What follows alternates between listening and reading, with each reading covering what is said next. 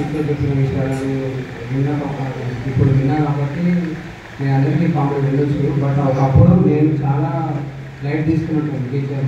ఎందుకంటే ఎందుకు ఇంత టార్చర్ చేస్తుంది, ఎందుకు ఇంత బాధ పెడుతుంది, కొట్టడం ఏంటి, తిట్టడం ఏంటి, ఇదంతా ఎప్పుడు రియలైజ్ అవుతున్నాయి. ఎందుకంటే ప్రతి ఒక్క వ్యక్తి లైఫ్లో ఖచ్చితంగా బాగా చదువుకోవాలి, మంచి జాబ్లో సెటిల్ అవ్వాలి, బాగా సంపాదించాలి, 10 మంది ముందుగా రెస్పెక్ట్గా బతకాలి అని చెప్పేసి ఇప్పుడు రియలైజ్ అవ్వడం జరుగుతుంది.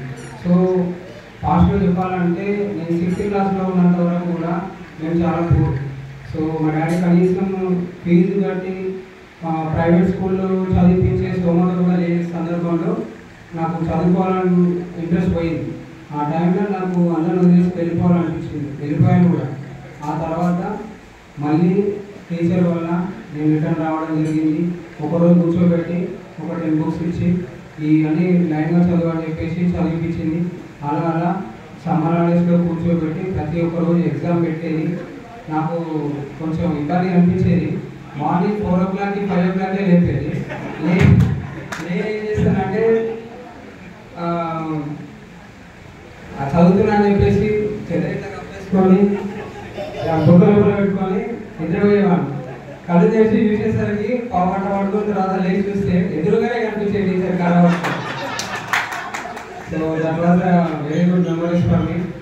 అండ్ ఆల్సో ప్రతి క్షణం నా వెంటే ఉన్నది. ప్రతి సెకండ్ నా దగ్గర మనీ లేకపోయినా, మా ఇంట్లో మంచిగా ఫుడ్ లేకపోయినా తన ఇంట్లోనే ఉంచేది. నాకు చెప్పాలంటే మా అమ్మ నాన్న ఎంత ఇంపార్టెంటో, మా అమ్మ నాన్న కన్నా ఎక్కువ నేను చెప్పలేను. బట్ మా అమ్మ నాన్నతో సమానంగా